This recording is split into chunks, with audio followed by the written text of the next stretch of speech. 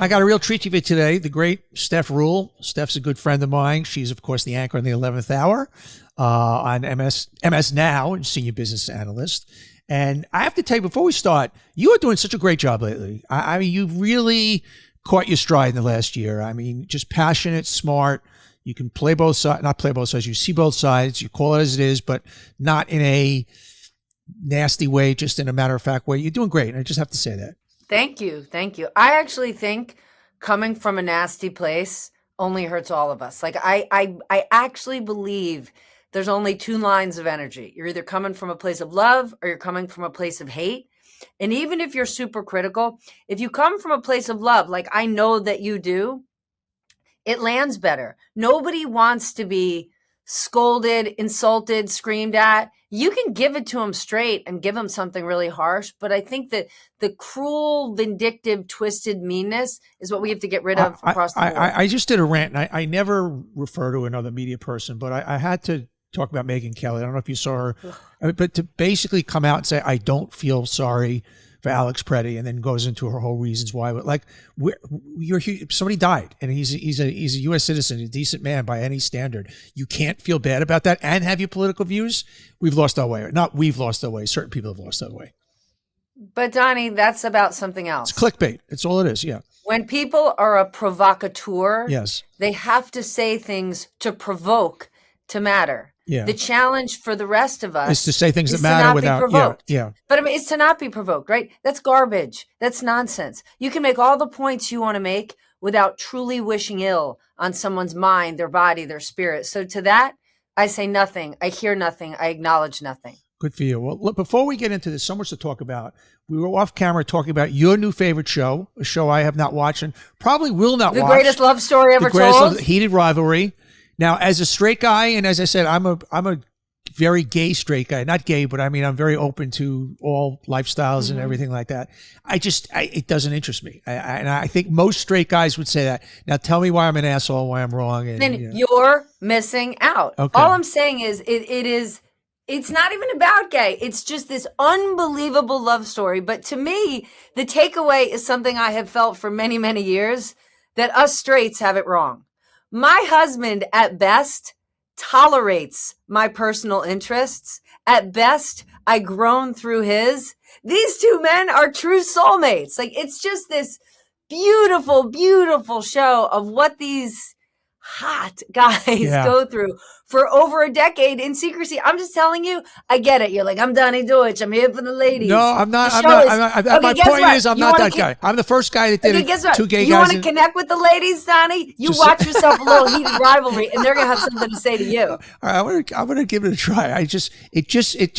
But I don't want to watch two guys going at it. I mean, two girls, blah, blah, blah, blah, blah. I know. Guess what, Donnie? That's like an asshole. Give it a chance. Okay. Give it a shot. Yes. Okay. Let's talk about more serious. You did a great rant. I was either last night or the night before and you obviously come from the business community, on business leaders not stepping up now, and even the ones that have done it, they've done it tepidly. And the last time they all stepped up was what I call an issue that you can't even argue about. And that's Black Lives Matter, and they all kind of came to it. And this, which seems like by the way, you can say what you want about immigration on both sides, but this is just wrong from a human point of view. What happened to this young man and what's happening with ICE is just wrong. We want to close the borders. We all get it. We want the bad guys gone. We all get it. You can be a law and order person. Got it. But they still being afraid of Trump's wrath just will not come out. Donnie, here's why this time is different. This is not about having scorn for the other side. This isn't about wanting closed borders. For decades now, we have not had any comprehensive immigration reform, and we've desperately needed it. Business leaders have called for it. Individuals have called for it. 100%. The Republican Party has chosen, despite the fact that they claim immigration is their top issue, they have refused to touch immigration reform. The Senate put together a package 2 years ago, and it was Trump who said, you better not vote for it. They wanted to get us to this point. And the problem I'm identifying with this point is... Why do they want to get us to this point? Because here we are dragging people off the street. We've now decided that people that look different or sound different or have different beliefs are subhuman, right? Just yesterday, the president said in an interview, we're getting all these bad guys off the streets. We're getting these criminals gone. And so if we lost one person, a couple bad things, like so be it. So be it. And this is where I say, hey, business leaders, I get it. You don't want to get political, right? I get it also. I get it. Like the shareholder value. I got it. But also in the height of following Black Lives Matter, I get that it felt for companies like they had to take a stand and get behind every single possible cause out there. And they said, I don't want to get political. Here's the problem though, Donnie. Everything is political. And unless the United States has 3 separate but equal branches of government, and unless we're actually following the rule of law, we won't have a functioning economy. Our businesses can't thrive. Foreign investment won't come here, right? International investors never ever put their money in places like Russia because they can't trust the rule of law. They don't go anywhere where there are authoritarian leaders. That's the great equalizer. So while businesses want to put their head in the sand, while Trump is slipping into authoritarian tendencies, that's only going to hurt them long term. And I'll just say one thing. Suddenly they're in a pickle because for the first year of Trump's second term, the American people, we had no King's Day. We had some, but they weren't engaged. They weren't engaged. They weren't engaged, not like how they were, right? Trump's first term, I mean, basically, as soon as he was in office, the marches began. And so CEOs in the first term were under pressure from their customers. They were under pressure from their employees to stand up and speak out. In the last year, they haven't really been under pressure to do that. And they've said, listen, I got to worry about my shareholders. I got to worry about my employees. But now, in the last week, you're seeing ordinary Americans stand out and protest in freezing weather in Minnesota, right? Prince was the only one who said that Minneapolis was where the revolution would begin, and it has. And now you're seeing, look at your Instagram feed. This week, Martha Stewart, who says nothing on politics, said her 14-year-old granddaughter said, you need to speak out now. So suddenly CEOs are under the gun to do something. I shouldn't say gun.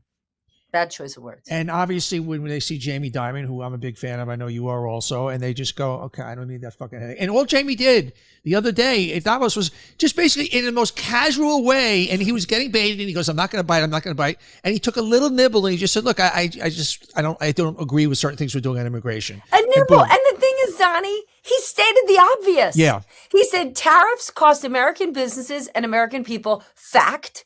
And he said, what I'm seeing on immigration, I want the borders closed, but I don't want to see 5 masked ICE agents pummel a woman. That's all he said. And what was the response? I'm going to hit you with a $5 billion lawsuit to you personally and your company. And I'd like it to be in Florida, and I'd like there to be a jury. So every other CEO behind him is saying, if this 800-pound gorilla has to face that, I'm just going to hide under the desk. Yeah. And I get it. What I don't understand, what's not should be out there more, and to me this is the fact that I get into any debate with anybody I use, and they kind of got nowhere to move. Obviously, Trump said he's going to get the bad guy. We all want the bad guy. We all want violent criminals going.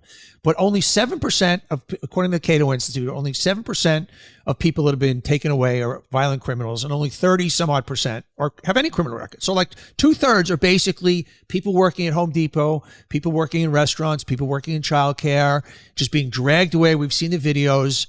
And how do you square that? How are you human and you square it, you know?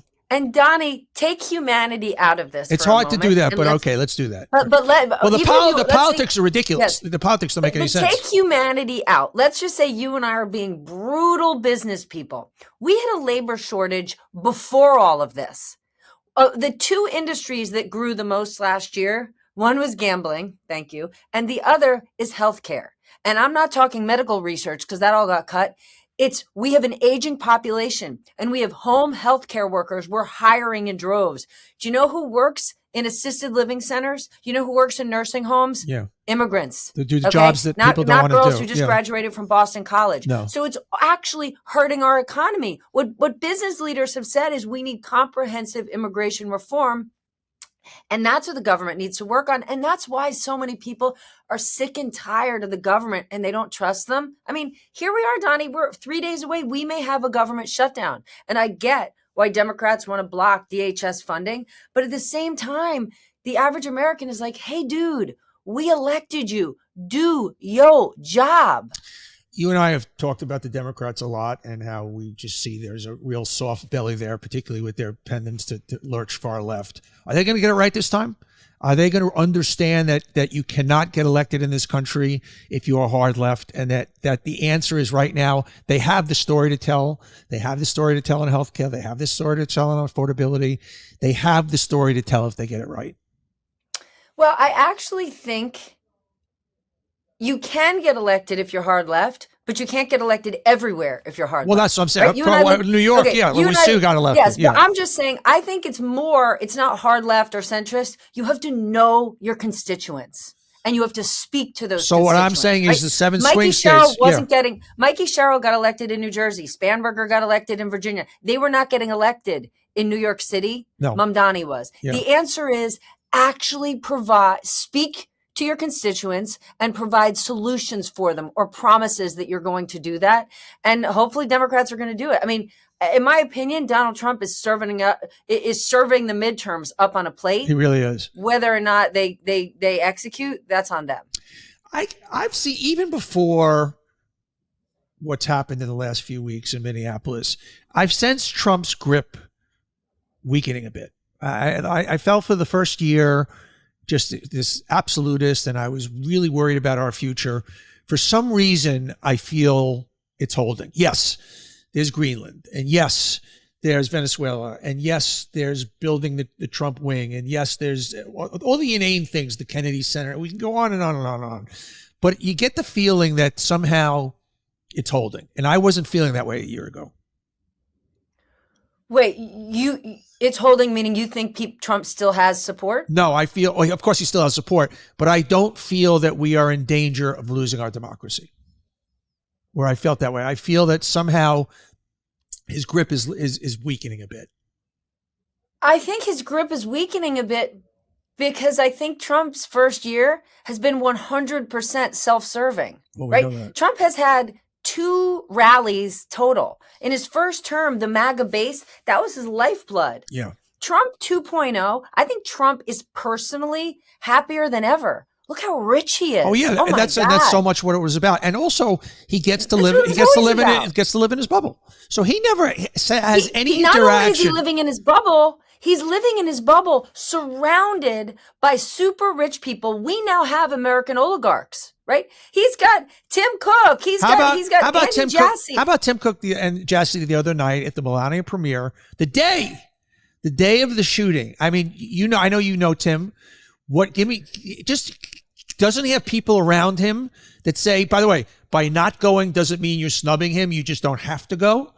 I mean, honest to God, you could easily have said on Saturday, I got a stomach virus. I'm out. Yeah. But I obviously have not seen the Melania movie. Variety assassinated this movie and said, if they aired Melania on a plane, people would still walk out. I mean, what is it? It's a documentary. What is it? Just about it's a documentary that's about, I think it's like the 20 days, 60 days leading to the inauguration. And listen, I'm sure she looks like a stone cold fox in it. Yeah. She is one. Beautiful woman. However, Trump's first term, right? He was elected by the original MAGA base saying, I have been forgotten. I have been left out of the economy. I cannot be me. And then he wins, and all he does is serve the richest of the rich and himself. Like, listen, nobody has ever liked how any president has handled the pardoning power. It's always left you with a blech.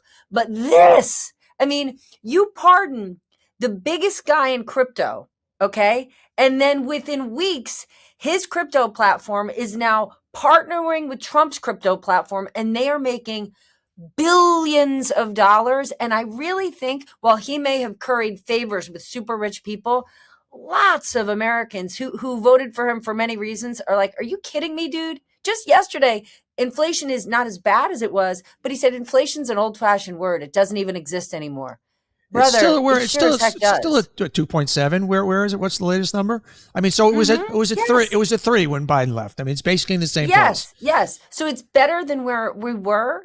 The thing that's fueling our economy the most is certainly not manufacturing, which is what he said he was bringing back. We lost 70,000 manufacturing jobs last year. And if thank you, tariffs. You wanted to build a factory here today. It would cost you more than it did pre-tariffs. So this whole nonsense, I mean, the whole trade war was something he created because he likes to be a kingmaker. He likes to have a wand, and he likes CEOs to come in and say, please don't do this. He likes smaller, weaker countries to say, we really like being trading partners. Please don't. But it doesn't serve the American worker, the American consumer, or American business. And everyone around him knows it. But unlike the first term where there was a Gary Cohn, a Steve Mnuchin, an H.R. McMaster, take your pick. Different group. Nobody tells him. Yeah. Because many of the people in the Trump administration now, never in their wildest dreams would they get to be a senior advisor or a cabinet member of any administration ever. Yeah. So they won Powerball that they get to be there, and they're hanging on for dear life, and he loves it. You mentioned the economy, and AI obviously is such a huge thing of it, at least what's driving the market. How concerned are you? Where are you on the bubble factor? Listen, it's complicated. I think that there are some companies that are going to adopt it and do extraordinarily well. And then I think there's other companies that, in just like the dot-com bubble, it's like, oh, by the way, we got in AI and they're getting a boost. What people need to address is AI is going to change every element of the way we work, live, and play. And who's the working group that's going to help figure out what are the jobs of tomorrow and how do we help people moving forward? That's what we haven't solved for.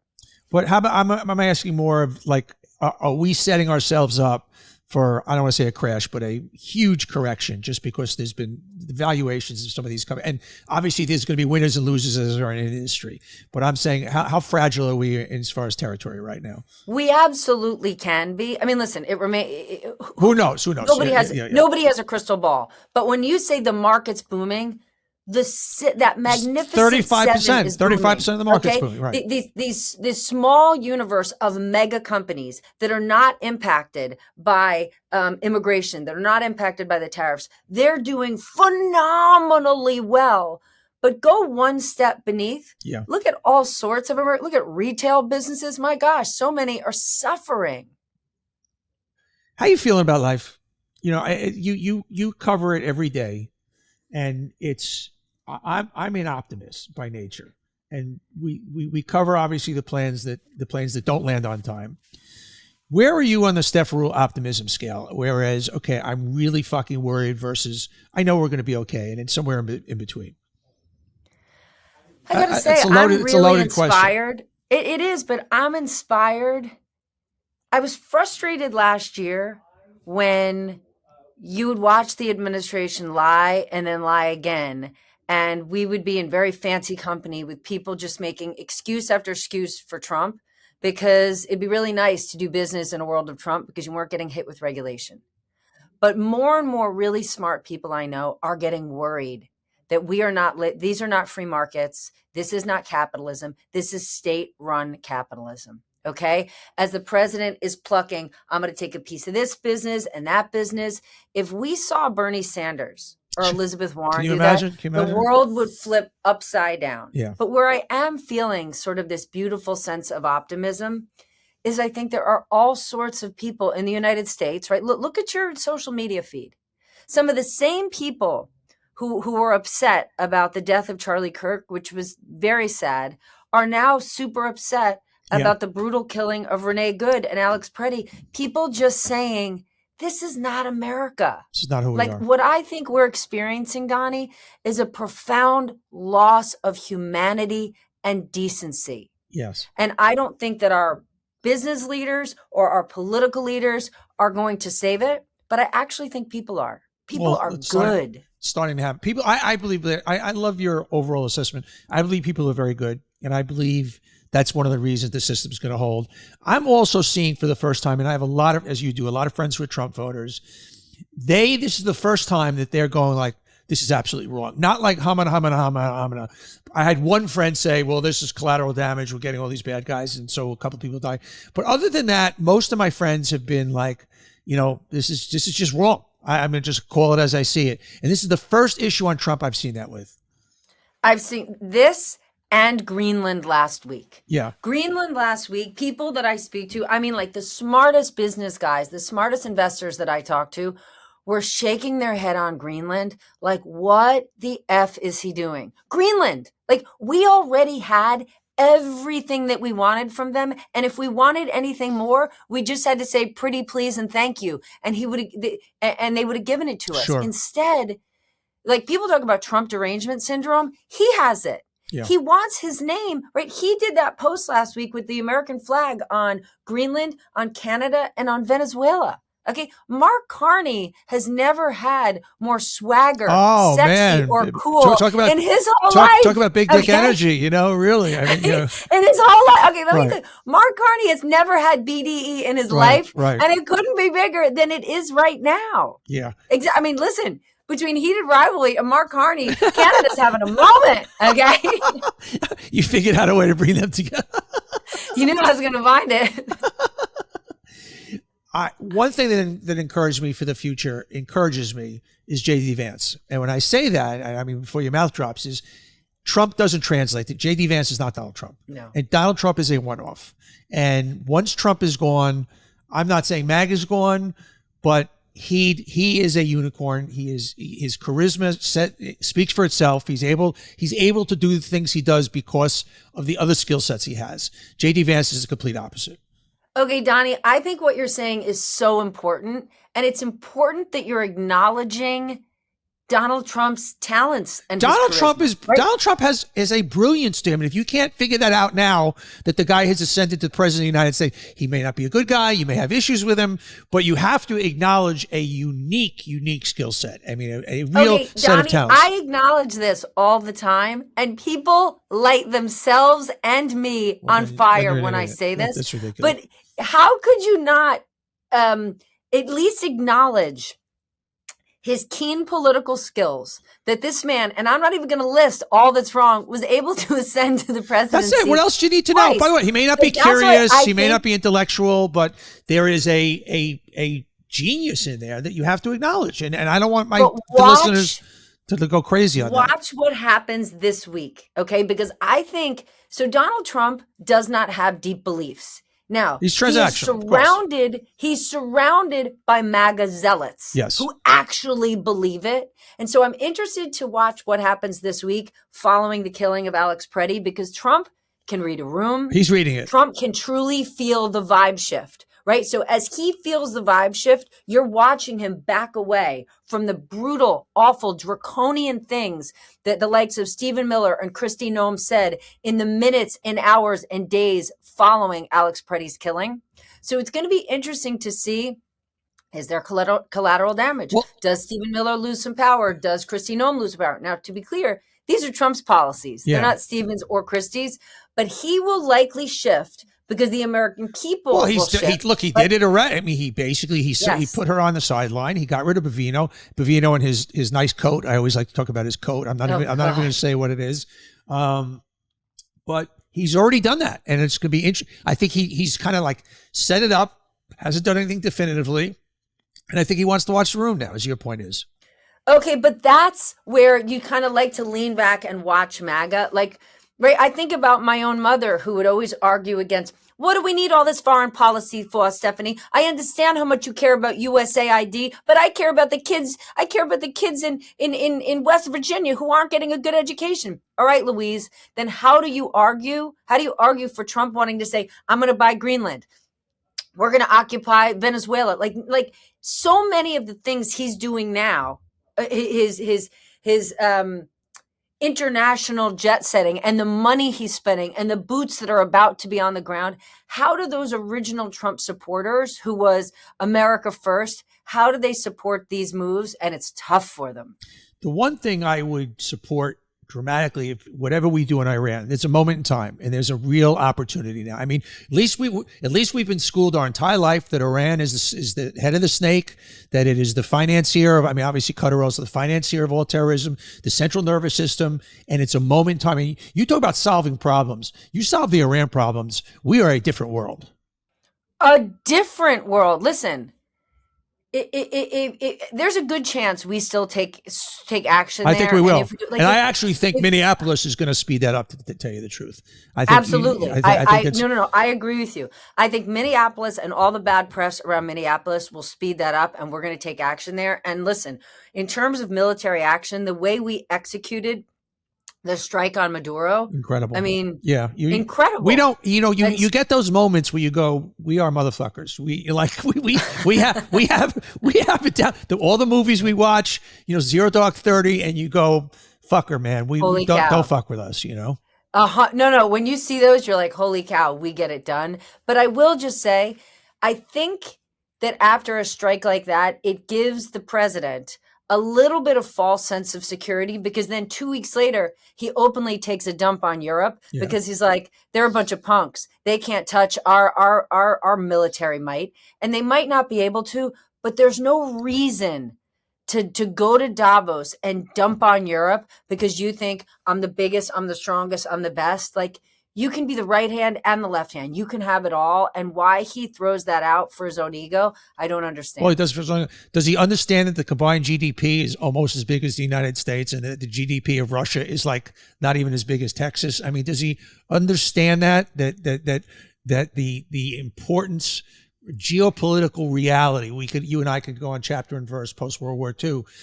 Why Europe, our relationship with Europe, is a good thing, no matter how you look at it. He doesn't. Does he not understand it, or is he just like, fuck it, I'm swinging my dick around? Because Vladimir Putin, who at one point was just a KGB agent, is now one of the richest people in the world, who is surrounded by oligarchs who are among the richest people in the world. And Trump's like, I want to roll that way, and so does my posse, right? The MVP of 2025, who had the best year, besides the Trump family and their fortune, has to be Putin. Yeah. Right? Show me are there times when Donald Trump has said in words, I don't really like what Russia's doing? Yeah, maybe he's said it. But in terms of our actual moves in the last year, name one one international move that Trump has made that hasn't been beneficial to Putin. I can't find it. So give me some prognostications. I want the Steph Ruhle predictions of the next year, things that you see happening that I'm not going to hold you to them, but you can go anywhere with this question, but things that you go, you know what? If I'm a betting person and I'm going to go on Poly Markets, I think this is going to happen or this is not going to happen. I think the pendulum is swinging back to the middle, right? I think that we were all the way in one, I'm going to say, sort of, for lack of a better term, sort of the height of wokeness was over here. And then Trump took us all the way over here. I really feel like people are getting practical in that, like, hold on a minute. Like, can we just get to a rational place where we care about our friends and neighbors, where we want to make a good living, where we want to have health care that's affordable? And I think that's a lesson for Democrats. Like, hey, Proud Mary, like, I get that you want to be on a pedestal and you want to care about every person. You want to include every person. Like, come on, let's just win the game here. Yeah. And I think that Republicans who have gone as far as they have are completely out of touch with the American people and just with sanity and decency and goodness. And, maybe this is my wishful thinking, but I think that people are getting practical and they're rising up. Look at all the people that are running for office. Yeah. Look at all the people in this last election that are just coming out and voting. And I think that you have to start listening to what people want and they need. It's not a coincidence that Donald Trump could be elected and Zohran Mamdani could be elected. Yeah. And young by the people way, are saying, and the similarities between the two of them are striking, by the way. I mean, that's what's so interesting. Striking. I mean, if people don't see that, you're not reading the room. You're not getting what's going on. And I think just as quiet as it, and I get it that there was no King's Day and there was some protesting that took place last year. I think there's going to be a lot more this year because people are saying enough is enough. And the amount of money Trump has made for himself, all the nonsense with the East Wing, you could be like, nobody cares. They do. Well, they care when they wouldn't care if things are going well for them. That's where the message for Democrats, the mistake they've always made is Trump's doing this, Trump's doing this, Trump's doing this. Wrong. You can say Trump's doing this at the expense of not looking after you. So the only way the relevance of the East Wing and the only relevance of Venezuela, the only relevance of Greenland is he's not looking after you. And you have to bring it back to the voter. You can't just make it about Donald Trump this, Donald Trump that. Okay, then the Democrats need to do this year, Donnie. They are going to be able to show the American people that Donald Trump did not put America first. He put Donald Trump first. But then they have to say, and here's what we're going to do. I'm going to do. Yes. Okay. And if they don't do that part, then they kind of don't deserve the votes anyway. Speaking of which, right now, if I say, okay, I know we're 2 years and 10 months away. Who's the 2028 Democratic guy or woman? Too soon to tell. Yeah. Right. I mean, listen. Gavin Newsom is showing up swinging, like he's in Davos, like punching. No, he's playing all the right notes. There's no question. My problem is, can we elect a guy from California? I mean, he's got to carry. He's got to carry that record. America elected Ronald Reagan. That's true. Listen, Gavin Newsom's doing all the right things, but then you've got Josh Shapiro. Fantastic. You've got Wes Moore. I mean, Mark got Kelly. Andy Beshear, Mark Kelly. There's a lot to choose from. Yeah, there is. But what they need to do what are we going to do? You know this better than I do. They need to get out of the sound bites. They need to get out of talking about hope and holistic energy. Just talk and real shit. There's something about Donald Trump, even when he's bullshitting you, which is often, that's people real. connect That's real. with how real he speaks. Yeah. And Democrats, they got to do a little bit of that. They just do. Steph Ruhle, you're probably my favorite guest. I love that you keep coming on. Keep doing what you're doing. I love that you have me. Keep doing what you're doing. 11th hour every night. Stephanie Ruhle. Hear her wisdom. Hear her passion. Hear her grace. Thank you, my friend. I love you, Donnie. Heated rivalry. Give it a shot. Okay. I'm honestly, just for you, I'm going to watch an episode and text you, okay? Yes. Goodbye, darling. Call me. Everybody, thanks for watching. If you like it, hit that subscribe button. And we love having you here watching On Brand. And just don't miss any future episodes. So don't forget to hit that subscribe button. We'll see you next time.